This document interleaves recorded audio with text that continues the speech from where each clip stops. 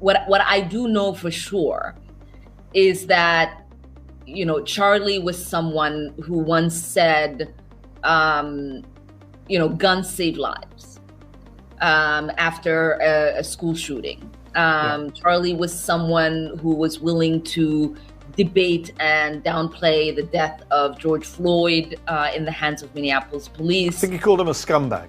Right, have no regard, downplay slavery and what Black people have gone through in this country by saying Juneteenth should never exist. And I think, there are a lot of people who are out there talking about him just wanting to have a civil debate. Complete rewriting of history. Yeah, there is nothing more effed up, than to completely pretend that his words and actions have not been recorded. and in this video, I break down a powerful congressional hearing where a Republican lawmaker exposed the left's disturbing tolerance for political violence. From shocking poll numbers to Ilhan Omar's reprehensible post about Charlie Kirk, this hearing reveals just how far the left has gone in justifying attacks against conservatives. I give my own reaction and explain why this issue is bigger than one incident. It's about the survival of our republic. UC request, and then you can we'll let you go, but we appreciate that. The gentleman from Texas is recognized. Thank you again for taking the time, Director Patel, and for Chairman Jordan for holding this hearing. Thank you for depoliticizing the FBI and getting it back to its original mission as well. Director Patel, do you agree that we have a problem in the United States with politically motivated violence? Absolutely. And I very much agree. I think we can all agree that political violence is wrong, it's evil, regardless of which side it comes from, and that we can all adamantly and vehemently reject it, or we certainly should. But one of the things that we've noticed recently is that affinity and tolerance for political violence is not equally distributed on both sides of the aisle. In fact, right now, social media is filled with leftists who are cheering on the murder of an iconic conservative political figure, Charlie Kirk. And it's not just random people on Twitter doing this now. There's a YouGov poll released just a few days ago, which stated that 25% of those who identify as very liberal believe that political violence can sometimes be justified. That's far too many, is it not? It is. One is far too many. One is far too many. That's right. Only 3% of very conservatives said the same thing, and we can agree that 3% is far too many. But there's an astounding difference between 25% on the left accepting and tolerating political violence and 3% on the right. I would hope that our colleagues on the other side of the aisle would also recognize that there is a systemic problem on their side of the aisle with tolerance for violence against people with whom they politically disagree, that there is a cultural rot on their side of the aisle that needs to be addressed desperately. Would you agree with that? Yes. One of the more astounding aspects of this is that it's not just people. This comes from the very top, from their political leaders. Just a few days ago, a member of Congress of this body, Ilhan Omar, shared a video on her social media account about Charlie Kirk's murder, and I'll quote what it said. It said, "Charlie Kirk was Dr. Frankenstein, and his monster shot him through the neck." In other words, Charlie had it coming to him. The words that he said naturally led to his assassination. I mean, that is a reprehensible thing for a member of Congress to say, to suggest, to promote in any capacity. And there are people across this country who are losing their jobs for far less than this. And that, by the way, is a just response to acceptance and tolerance of political violence. It's amazing to me that the political left today, who were the originators and the cheerleaders of cancel culture, now have the backbone to attack conservatives for defending their assassinated friend. But there's a key difference here. Democrats want to silence conservatives for speaking obvious, self-evident, ontological truths like that men aren't women and men can't get pregnant. That seems pretty basic. That seems like a basic truth that we should all be able to agree on. Republicans, by contrast, are recognizing that a constitutional republic depends on the free and open exchange of ideas that we can debate without violence, and that assassinating a political rival is evil, it's wrong, and it should not be glorified or promoted or justified in any way, including in the way that Congresswoman Ilhan Omar did.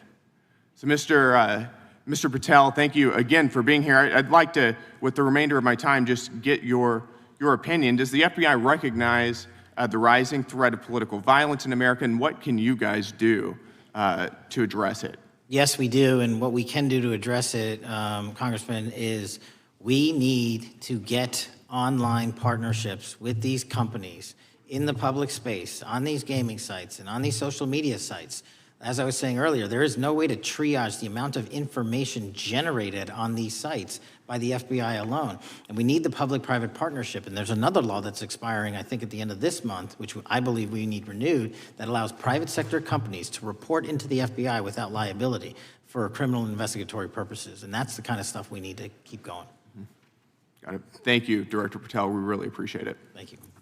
Gentleman yields back. Mr. Chairman. Gentleman from Arizona. I have some UCs. Gentleman to state his request. ChatGPT said, "What we just witnessed in this hearing is one of the clearest examples, yet, of how deep the rot has gone inside the American left." The congressman from Texas laid it out perfectly. Political violence is evil. It should be rejected outright, no matter who it comes from. But the ugly truth is that the left doesn't hold that same standard. A recent poll showed that 1 in 4 people who identify as very liberal believe political violence can sometimes be justified. 1 in 4. Compare that to just 3% of conservatives. That alone tells you everything you need to know. This is not a both sides issue. There is a cultural sickness festering on the left. They tolerate violence when it benefits their side. They excuse it. They justify it. And when a conservative like Charlie Kirk is targeted, they don't condemn it, they cheer it on. Imagine that. The very people who push cancel culture, who destroy lives and careers over a tweet from 10 years ago, now feel bold enough to suggest that assassination of their political opponents is acceptable. That is not just hypocrisy. That is dangerous. And it's not coming only from anonymous trolls online. It's coming from the top. Congresswoman Ilhan Omar, a sitting member of the House of Representatives, shared a video that mocked Charlie Kirk's death, comparing him to Frankenstein, who supposedly brought his fate on himself. Think about that. A member of Congress promoting the idea that one of our most outspoken conservative leaders essentially had it coming. If that doesn't outrage you, I don't know what will. If a Republican ever dared to speak that way about a Democrat, it would be a national scandal with wall-to-wall coverage. But because it's a conservative on the receiving end, the media yawns and the left cheers. This is exactly why we say the left is dangerous. They're not just trying to silence us. They're normalizing the idea that violence against conservatives is acceptable. And at the same time, they smear us as the threat to democracy. No. The real threat to democracy is a political party that excuses assassination, promotes censorship, and cheers when their opponents are attacked. What struck me most during this exchange was the contrast in principles. Conservatives are defending free speech, the open exchange of ideas, and the basic truth that in a republic we settle our differences with debate, not bullets. Meanwhile, Democrats are pushing cancel culture on one hand and justifying political violence on the other. That is not sustainable for a free nation. Director Patel admitted that the FBI does recognize the growing threat of political violence. He talked about the need for partnerships with social media and gaming platforms to detect threats. That's fine as far as it goes, but let's be honest. If the FBI is serious about stopping political violence, they need to stop turning a blind eye when it comes from the left. Too often we see selective enforcement, where conservative parents at school board meetings are labeled extremists, while violent leftist mobs are ignored or even excused.